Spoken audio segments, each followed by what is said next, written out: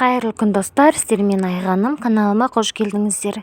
Бүгін сіздерге шоколадты сүзбелі пирогтың рецептін ұсынамын. Бір жасағаннан өте керемет болып шығады. Видеоны соңына дейін көріп, каналыма тіркеліп, лайк басып, комментарий қалдыруды ұмытпаңыздар достар.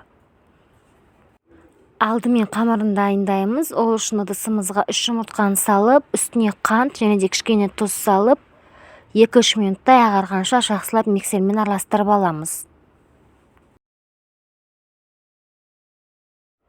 Содан кейін үстіне сүт пен сұйық майды құйып, тағы да жақсылап араластырамыз. Еліктегі ұнға қопсытқыш пен какаоны қосып араластырып аламыз да жұмыртқалы массамызға бөліп қосамыз.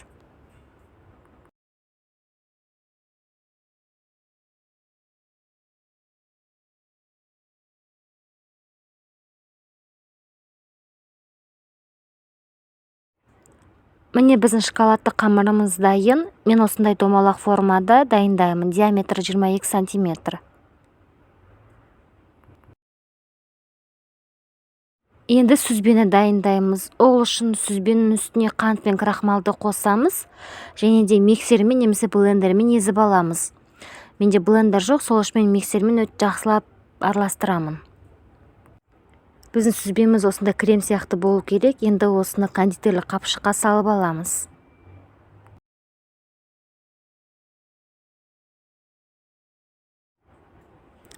Енді осыны шоколадты қамырдың үстіне торкөз қылып сүзбені салып шығамыз.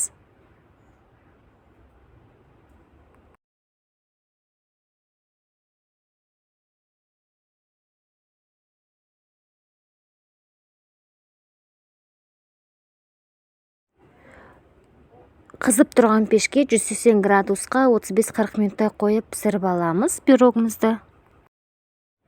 Міне достар, біздің пирогымыз дайын. Түрі өте әдемі болып шықты, дәмі де өте ерекше. Менің отбасыма бұл пирог өте қатты ұнады. Сіздерге де ұнайтынына сенімдімін. Видеоны соңына дейін көрсеңіздер, лайк басып, пікір қалдыруды ұмытпаңыздар достар. Сіздермен болған Айғаным.